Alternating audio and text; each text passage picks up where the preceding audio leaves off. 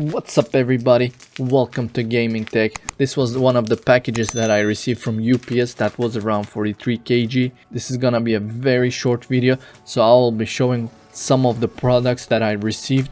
It was a massive box. Ring lights from Swive, 200mm Noctua fans, lots of candies from Inet. Obviously when you buy stuff from Inet, they send you candies. It is a massive fan.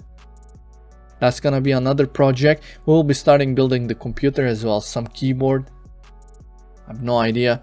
Headsets, let's see, sound card, tripod, headset, and the cooler that I was waiting for. As you see, this was the sum of the products that was inside of the box. The rest of the stuff I have saved for another special video, so you'll have to wait and see. And if you haven't subscribed to the channel, do so. Let's go guys, take care of yourselves.